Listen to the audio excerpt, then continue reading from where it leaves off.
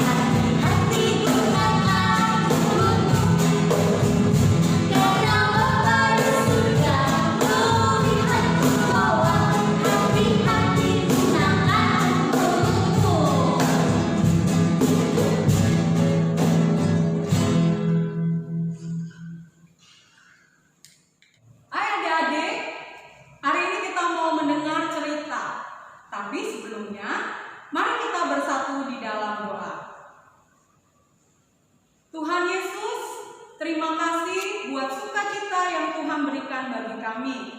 Hari ini Tuhan, kami ingin membaca firman Tuhan, kami ingin mendengar cerita tentang Tuhan, sehingga kami boleh lakukan dalam kehidupan kami sehari-hari.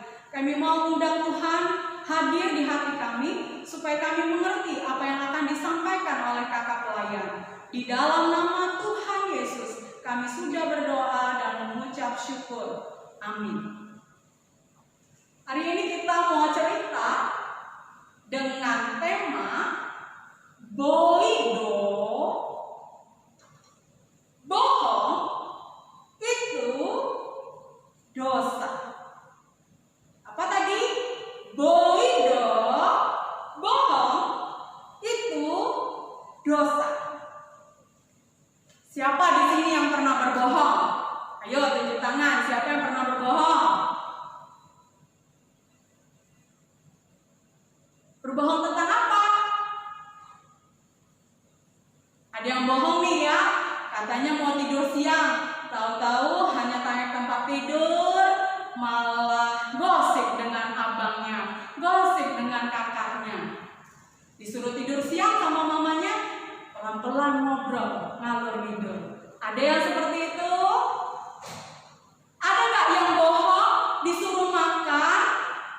Ya, disuruh makan, nasinya diambil, kata mamanya, hei, makannya harus habis ya. Nanti kalau nggak habis mama marah. Kalau mamanya nggak lihat, langsung ke tempat sampah, dibuang nasinya, terus kembali lagi ke tempat asal. Mamanya datang, mah nasinya sudah habis. Padahal nasinya ditaruh di tempat sampah. Ada nggak yang seperti itu? Kakak punya cerita tentang seorang anak bernama Timo. Ya, dia pernah melakukan kebohongan kepada mamanya. Apakah dia senang karena mamanya nggak tahu kebohongannya? Apa yang terjadi sama Timo ketika dia melakukan kebohongan? Yuk, kita saksikan bagaimana Timo berbohong dengan mamanya dan apa akibatnya yang dirasakan oleh Timo. Mari kita saksikan video ini. 1 kali 5, 5, 2 kali 5, 10, 3 kali 5. Teman-teman, aku lagi belajar. Apalagi kali-kalian, besok aku mau ulangan. Belajar benar, aku nggak bohong. Kalau dulu teman-teman, aku pembohong. Mamaku yang cerewet, aku kadali. Aku pura-pura belajar, pura-pura belajar. Mamaku jerit-jerit dari belakang, Tino, belajar yang bagus, biar nilai ulangannya bagus. Aku jawab, rebes mama, tenang, pasti nilaiku bagus. Padahal teman-teman mau tahu apa yang aku lakukan? Tada! Main game. Ngapain belajar? Urusan nilai, urusan belakang. Yang penting main dulu. Tapi itu dulu. Sekarang aku bukan anak yang suka bohong lagi. Dulu teman-teman, waktu aku bohong sama mama, aku senang. Tapi waktu ulangan nilaiku kecil, aku bingung. Aku harus jawab apa sama mama? Pasti nanti mama yang super duper nyenyes, cerewet dan sebagainya itu membuat aku nambah pusing dengan pertanyaannya. Belum lagi nanti dicubit. Waktu nilai aku kecil, aku mau pulang takut. Tapi kalau nggak pulang, aku mau tinggal di mana? Lalu aku pulang ke rumah dengan menyiapkan banyak sekali alasan. Sampai depan rumah, aku buka pintu, mama langsung ngomong, Tino, dapat berapa ulangannya? Pasti kecil ya, kamu kan main game terus. Siapa bilang, Ma? Nilai aku bagus dong, aku kan belajar. Iya Pak, iya Mama, pasti bagus. Tapi belum dikoreksi karena Bu Guru lagi sibuk rapat. Oh gitu. Dalam hati aku katakan, tertipu. Aku berhasil lolos kali ini. besoknya bertanya lagi mama tentang nilaiku. Ya aku bohong lagi. Tapi teman-teman, waktu hari Minggu, sekolah Minggu, kakak pelayan bercerita tentang kebohongan. Teman-teman, kakak pelayan mengajak kami membuka Alkitab dari Kisah Para Rasul 5 ayat 1 sampai 11. Teman-teman mau dengar nggak ceritanya? Yuk, aku ceritain ya. Begini loh ceritanya.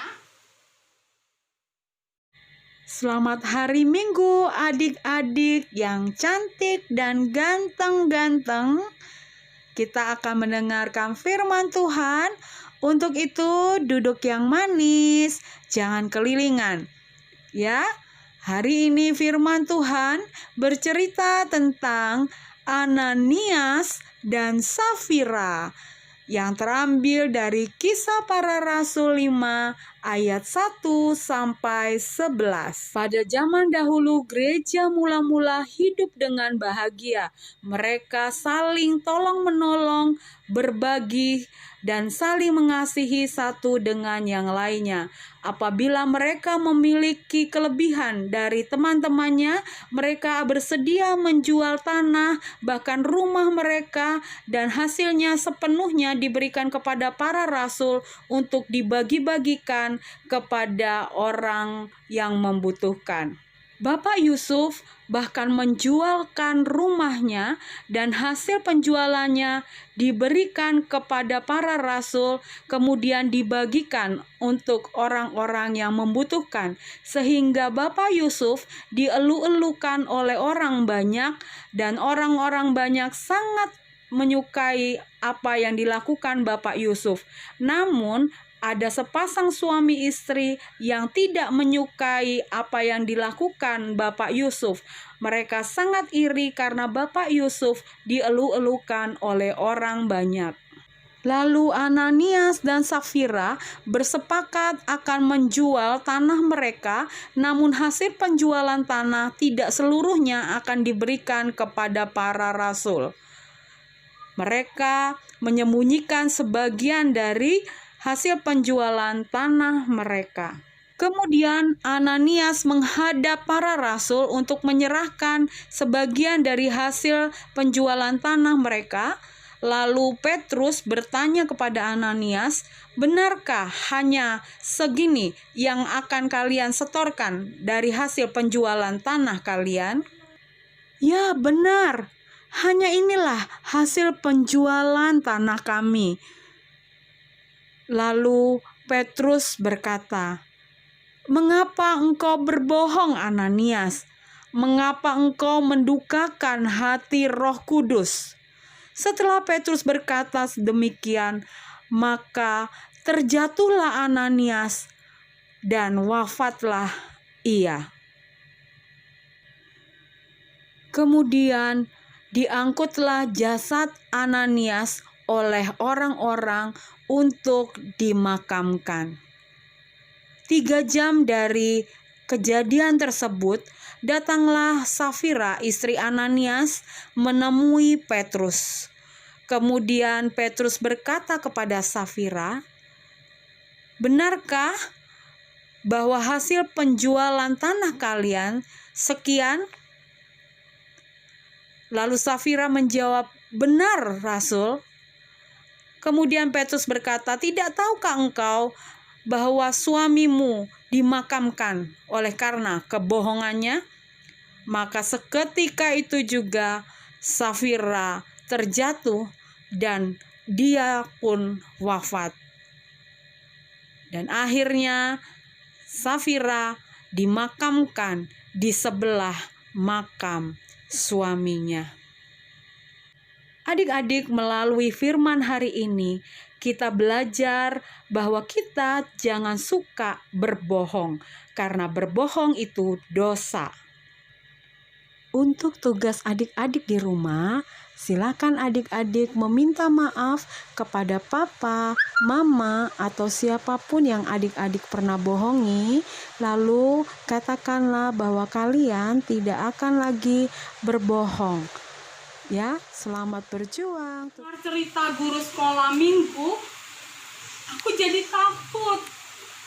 Aku merenungkan, kalau seandainya nanti aku seperti Ananias, aku seperti Safira yang tiba-tiba mati karena suka berbohong, bagaimana?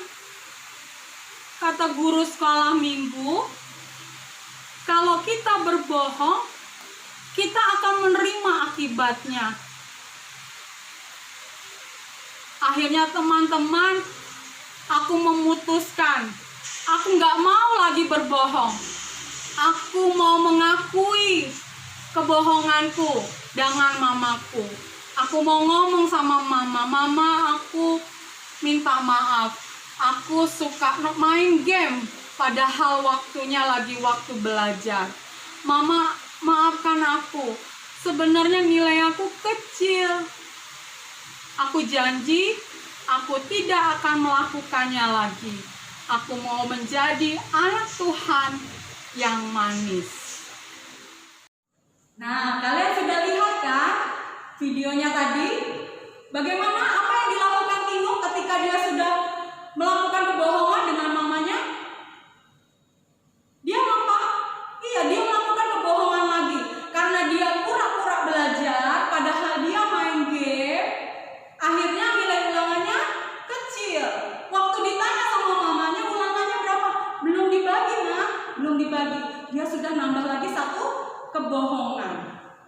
Jadi dia untuk menutupi dosanya yang satu, dia tutup dengan dosa yang lain. Nanti lama-lama akan seperti itu. Jadi ya, kalau kita sudah pernah bohong, kita akan keterusan mau bohong terus. Ya, padahal tadi kan kita sudah tahu dari judul ya, bohong itu dosa. Tapi untungnya si Tino mengalami pertobatan. Dia mengakui kesalahannya kepada mamanya. Mama, maaf ya. Dia ngomong apa tadi? Mama, maaf ya. Tino sudah bohong sama mama, tidak belajar, akhirnya nilai ulangannya kecil. Nah, setelah dia mengakui dosanya, dia tidak melakukan yang bohong lagi. Itu yang harus kita lakukan ya. Kita mau belajar dari Tino, ketika kita punya kesalahan, kita harus akui kesalahan kita. Kalau kita berbohong kepada mama, pada papa, pada siapapun, kita akui kebohongan kita. Setelah kita akui, jangan lakukan lagi kebohongan itu. Karena bohong itu dosa. Bohong apapun itu dosa. Oke adik-adik, bagaimana? Tadi sudah mendengarkan firman Tuhan? Nah, jadi melalui firman Tuhan tadi, kita mau diajarkan apa? Supaya kalau mau jadi anak Tuhan itu tidak boleh berbohong, karena bohong itu adalah dosa. Oke adik-adik, jadi karena kita anak-anak Tuhan, kita akan bersama-sama memuji Tuhan kembali dengan pujian Aku Senang Jadi Anak Tuhan. Musik.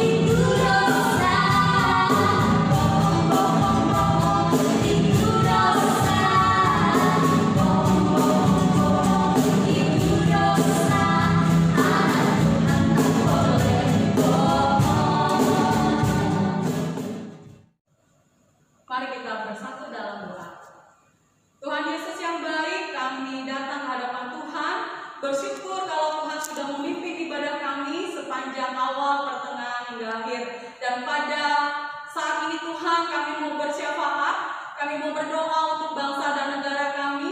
Kalau saat ini bangsa dan negara kami sedang bergumul oleh karena pandemi COVID-19, kami berdoa biarlah Allah memberi belas kasihan untuk bangsa dan negara kami, sehingga kami boleh melewati pergumulan ini, kami boleh hidup dalam kehidupan normal lagi, sehingga kami anak-anak sekolah minggu boleh kembali bersama-sama memuji memuliakan Tuhan di gereja.